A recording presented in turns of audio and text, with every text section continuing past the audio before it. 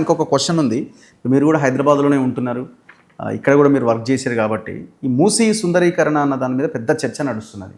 So కొన్ని ఇండ్లు కూలగొట్టాల్సిన పరిస్థితి, ఇప్పుడు అక్కడ గాంధీ స్టాచ్యూ అవసరం అన్న ఒక సందర్భము, ఈ టోటల్ ఎట్లా కనబడుతుంది సార్? అంటే ఇది అవసరమా హైదరాబాద్? మన చర్చలన్నీ అసలు విషయం పక్కన పెడుతున్నాయి. నగరాన్ని సుందరంగా చేస్తామంటే ఎవరు కాదంటారు? ఎవరు కాదనలేరు. సమస్య అది కాదు. సుందరీకరణ అంటే అర్థం ఏంటి? మీ డ్రైన్లన్నీ కూడా హుస్సేన్ సాగర్లోనూ కూకటిపల్లి నాలాలోనూ లోకల్గా ఉన్న చెరువుల్లోనూ సరస్సులోనూ కలిసిపోయి దోమల స్వైర విహారం చేసి మనకు జబ్బులు వస్తుంటే ఏం సుందరీకరణ అది? కాబట్టి దానికి ఒక 5,000 కోట్లు బహుశా ఖర్చు అవుతుంది. 3,000 కోట్లు కావచ్చు, సుమారుగా ఆ రేంజ్లో ఉంటుంది. దానికి పక్కా ప్రణాళిక పెట్టి ఒక్క డ్రైన్ కూడా మూసీలో కలవకుండా, కూకటిపల్లి నాలాలో కలవకుండా, హుస్సేన్ సాగర్లో కలవకుండా, ఏ లేక్లో కలవకుండా ఏర్పాటు పటిష్టంగా చేస్తున్నాము. వచ్చారా ముందుకి? 2 హైదరాబాద్కి ఇందాక చెప్పాను నేను, 500 MGD నీళ్ళు వస్తున్నాయి హైదరాబాద్కి. ప్రపంచంలో ఇంత అవకాశం ఉన్న నగరం బహుశా లేదు. ఒక పక్కన కృష్ణ, ఒక పక్కన గోదావరి, పెద్ద పెద్ద నదులు మనకు అదృష్టం కొద్ది 2 పక్కల ఉండి కొన్ని వేల కోట్ల రూపాయలు ఖర్చు పెట్టి నీళ్లు తీసుకొస్తున్నాం. ముఖ్యమంత్రి నివాస గృహానికి 100 మీటర్ల దూరంలో నేను ఉన్నాను. ఇక్కడ మంచినీళ్ళు వేల కోట్లు ఖర్చు పెట్టాం. ఎందుకని? వచ్చిన నీళ్ళల్లో, ఇంత వేల కోట్ల రూపాయలతో తోడుకొచ్చే నీళ్ళల్లో 40-45% మూసీలో కలిసిపోతున్నాయి, ఒక్క చుక్క నీళ్ళు ఇంటికి రాకుండా. ఈ డిస్ట్రిబ్యూషన్ సిస్టమ్ బాగు చేయాలి. లీకేజ్ ఇవి చేస్తే ఇప్పుడు అది ఏమీ చేయకుండా వీళ్ళేమంటున్నారు, ఎక్కడి నుంచో నీళ్లు మూసీలోకి తోడుకొచ్చి గోదావరి మల్లన్న సాగర్ నుంచి 1-2 TMC నీళ్లు అదనంగా తోడుకొచ్చి ఇక్కడ మీరు ఈ డ్రైనేజ్ ప్రక్షాళన చేయకుండా, ఇక్కడ మంచినీరు వృధాగా పోయే నీటిని ఏర్పాటు చేయకుండా ఆ కొద్ది భాగంలో నీళ్లు నింపి ఒక చిన్న లేక్ తయారవుతుంది. అది నదీ జలం ప్రక్షాళన ఎట్లా అవుతుంది? కాబట్టి మూసీ సుందరీకరణ వద్దని ఎవరు అనరు. ఇది మన నగరం, మనం గర్వపడుతున్నాం. మీరు నెక్లెస్ రోడ్డు కట్టినా, లేకపోతే బుద్ధ పూర్ణిమ ప్రాజెక్ట్ పెట్టినా, లేకపోతే లోపల ఎట్లా ఉన్న బయట చూడడానికి అందమైన సెక్రటరీ నిర్మాణం చేసిన, ట్యాంక్ బండ్లో మంచి విగ్రహాలు పెట్టినా, లేకపోతే దుర్గమ్మ చెరువు దగ్గర చక్కటి ఫ్లైఓవర్ కట్టినా మన ఊరు, మనం గర్వపడతాం. చాలా పొరుగు నా నగరం అన్న ఫీలింగ్ నాకు ఉంటుంది, కానీ మీకు ఉంటుంది కదా. మన ఊరు అన్న ఫీలింగ్, మన జిల్లా, మన రాష్ట్రం, మన దేశం ఫీలింగ్ ఉంటుంది. కానీ నిజమైనటువంటి సమస్యల పరిష్కారం చేయకుండా, ఇన్ని వేల కోట్లు ఖర్చు పెట్టిన డబ్బు సద్వినియోగం కాకుండా 22,000 కోట్ల రూపాయలు ఖర్చు పెట్టి మెట్రో నిర్మాణం చేశారు. కిక్కిరిసిపోతుంది. 300 కోట్లు ఖర్చు పెడితే మెట్రో ఫ్రీక్వెన్సీ పెంచవచ్చు, దానికి డబ్బులు లేవంటారు. 1,00,000 కోట్లతో ఇంకో మెట్రో పెడతామంటారు. ఇదంతా ఏమిటంటే అంటే పరిశ్రమ పదాలు వాడడం నాకు ఇష్టం లేదు. కానీ నిజమైన పని జరగకుండా చర్చ అంతా విగ్రహం పొడుగు, గాంధీ స్టాచ్యూ చుట్టూ తిరుగుతున్నారు. ఇదే మనకు చర్చ కావాల్సింది. జనం జీవితాన్ని గురించి పాలన, సుందరీకరణ మన కోసమా, కాంట్రాక్టుల కోసమా? కాబట్టి సుందరీకరణకి నేను అనుకోను. కానీ ఏది సుందరీకరణ?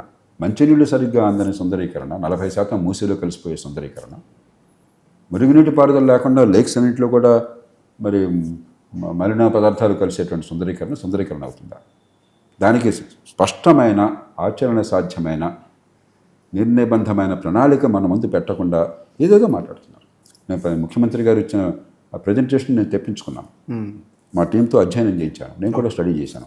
నాకేది ఈ స్పష్టత దీనిలో కనిపించలేదు. ఏదో ప్రస్తుతం ఒక ఫేజ్లో ఇచ్చేస్తాము, అంతవరకు ఏదో చేస్తాము అంతే తప్ప డ్రైనేజ్ వ్యవస్థకి మీరు శాశ్వత ప్రాతిపదికన ఏం చేస్తున్నారు, దానికి నిధులు ఎలా కేటాయిస్తున్నారు, ఏం చేస్తున్నారు?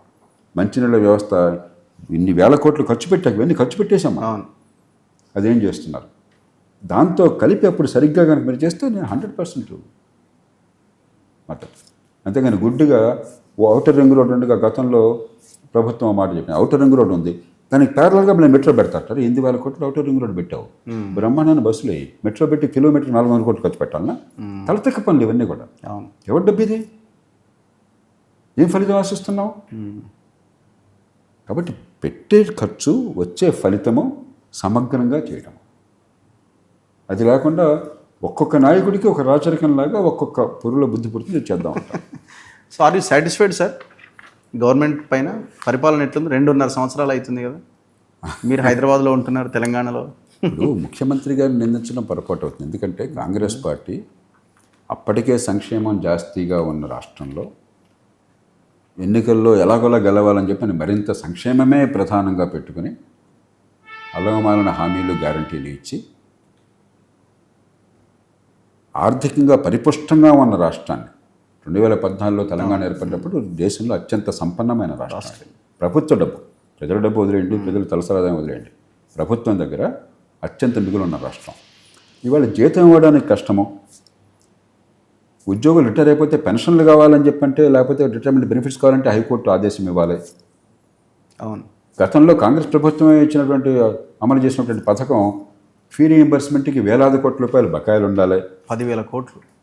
గతంలో కాంగ్రెస్ ప్రభుత్వం అమలు చేసినటువంటి ఆరోగ్యశ్రీకి వందలాది కోట్ల బకాయిలు ఉండాలి. ఇక ఇంతకంటే నేను చెప్పక్కర్లేదు. ప్రభుత్వంలో విద్యుని నేను ఎవరిని వ్యక్తిగతంగా కోపంతో మాట్లాడలేదు. ఇంత బలంగా ఉన్న రాష్ట్రం, ఇంత సంపద ఉన్న రాష్ట్రం, ఇంత మిగులున్న రాష్ట్రాన్ని ఇలా చేయడం అనేది మంచి పరిపాలన అవుతుందా? మిమ్మల్ని మీరు ప్రశ్నించుకోండి. మీరు ఎట్లా మార్చుకోవడం ఎట్లా సార్? చాలా దారుణంగా ఉంది సిచ్యువేషన్. మార్చుకోవాలనే కోరిక ఉంటే మార్గాలని 5 నిమిషాల్లో మొదలెట్టచ్చు, 5 ఏళ్లలో మొత్తం మార్చచ్చు, 5 క్షణాల్లో జరగదు.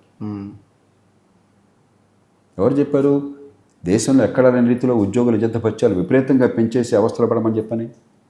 జాతీయ స్థాయిలో ప్రభుత్వంలో ఇచ్చే జీతాల కంటే 40% ఎక్కువ జీతాలు మన రాష్ట్రంలో ఉన్నాయి. తెలంగాణ, ఆంధ్రప్రదేశ్ కూడా దీన్ని అనుకరించింది. ఇంకా దేశంలో ఇంకే రాష్ట్రంలో లేదు. మనం ఎందుకు పెట్టుకున్న వాటిలాగా మీరు చేశారు. అది కాలక్రమేణా తగ్గించొద్దు, కనీసం ఆ పెంపుదలను కొంచెం అరికట్టినట్టయితే ఆ దేశాల స్థాయి కాదు, ఆ రాష్ట్రాల స్థాయికి వస్తుంది. లివింగ్ కాస్ట్ పెరిగింది, ఉద్యోగుల జీతాలు అంటే ఒక ఆంధ్రప్రదేశ్లో తెలంగాణలో మాత్రమే పెరిగిందా? తమిళనాడులో పెరగలేదా? కర్ణాటక పెరగలేదా? ఎలక్ట్రిసిటీ బోర్డులో ఇంజనీరింగ్ 3 లక్షల రూపాయలు జీతం ఇవ్వాలా? మీ లివింగ్ కాస్ట్ అంత పెరిగిందా? చీఫ్ ఇంజనీర్కి 7 లక్షల రూపాయలు జీతం ఇవ్వాలా? ఈ ప్రజల పన్నుల డబ్బుతో అంత ఫలితాలు ఇస్తున్నారా మీరు? కాబట్టి ఈ వంకలు చెప్పద్దు. ఎన్నో శాఖల్లో ఉద్యోగులు అంటే పని లేదు, కేవలం ఉద్యోగులు పెడుతున్నాం, వాడి జీతాలు బ్రహ్మాండంగా ఇస్తున్నాం, వాడికి ఏం చేయాలో తెలియట్లేదు. అసలు ఈ శాఖలో ఎంతమంది కావాలో ఇంతవరకు ఈ స్టాఫ్ ప్యాటర్న్ మీద స్టడీ చేయాలి. 50 ఏళ్ళ క్రితం 100 ఏళ్ళ క్రితం ఉంది కొనసాగిస్తున్నాం. గుడ్డిగా ఉద్యోగాలు ఇవ్వటం. 8 మంది పిల్లలకు ఒక స్కూల్ టీచర్ హై స్కూళ్ళల్లో ఉంటే తెలంగాణలో 11,000 మంది రిక్రూట్ చేసి పెద్ద పెద్ద ప్రకటనలు తెచ్చుకున్నాం. ఎందుకు అవసరమో 8 మంది పిల్లలకు ఒక టీచర్ ఉంటే? అసలు చేయాల్సిన పని ఎందుకు చేయట్లేదు? విద్య ప్రమాణాలు దారుణంగా ఉన్నాయి, పిల్లలు చదువు రావట్లేదు. కాబట్టి డబ్బు ఎవరికైనా సరే, బిల్ గేట్స్ కావచ్చు, సామాన్యులు కావచ్చు, అత్యంత సంపన్నమైన దేశం కావచ్చు, పేద దేశం కావచ్చు, డబ్బు ఎప్పుడు పరిమితం. ఎలా ఖర్చు పెట్టారు, దేనికి ఖర్చు పెట్టారు? ప్రతి స్కీమ్ ఇంప్లిమెంట్ చేయాల్సిందే కదా సార్. ఇప్పుడు రైతు భరోసా లాంటివి ఇవ్వాల్సిందేనా, పెన్షన్లు ఇవ్వాల్సిందేనా? ఇవన్నీ ఇవ్వకపోతే జనాలు ఊరుకునేటట్టు కూడా లేరు కదా. మరి ఇవన్నీ ఇంప్లిమెంట్ చేయడానికి సగం డబ్బు పోతున్నది. తెలంగాణ ఒకటి రాష్ట్రం కాదుగా, ఆంధ్రప్రదేశ్ ఒకటి రాష్ట్రం కాదుగా, చాలా రాష్ట్రాల్లో సంక్షేమాన్ని అమలు చేస్తున్నారుగా సమర్థంగా, ప్రజల మన్నను పొందుతున్నారుగా, మళ్ళీ ఓట్లు కూడా పొందుతున్నారు కదా. అవును. మరి వాళ్ళకి సంకటం లేదే? అంటే అలవాటు చేసారు కదా. మరి ఇక్కడ మహారాష్ట్రకి సంకటం లేదే? వాళ్ళు సంక్షేమం ఇస్తున్నారు, అభివృద్ధి తాగట్లేదే, ప్రభుత్వ ఖజానా ఖాళీ కావట్లేదే. ఒరిస్సా పేద రాష్ట్రం మనకంటే, వాళ్ళు బ్రహ్మాండంగా సంక్షేమాలు అమలు చేస్తున్నారు. 20 ఏళ్ల పాటు ఆయన నవీన్ పట్నాయక్ గారి ముఖ్యమంత్రిగా మళ్ళీ ప్రజలు ఎన్నుకున్నారు. 25 ఏళ్ల పాటు, 2000 నుంచి అనుకుంటాం. అవును, 2000 నుంచి 2025 దాకా 25 ఏళ్ల పాటు వచ్చిన అతి కొద్ది మంది ముఖ్యమంత్రులు ఆయన భారతదేశంలో. మళ్ళీ ఎన్నికైనారే. రాష్ట్రం ఆర్థికంగా సంక్షోభంలో లేదే. కాబట్టి సంక్షేమం ఉంది కాబట్టి సంక్షోభంలోకి వెళ్ళామన్నది పరిపాలన చేతగాని మాట తప్ప ప్రజల సంక్షేమం మాట కాదు. Sir thank you sir, thank you very much. ఇది జయప్రకాష్ నారాయణ గారితో స్పెషల్ ఇంటర్వ్యూ. చూస్తూనే ఉండండి మన తొలి వెలుగు.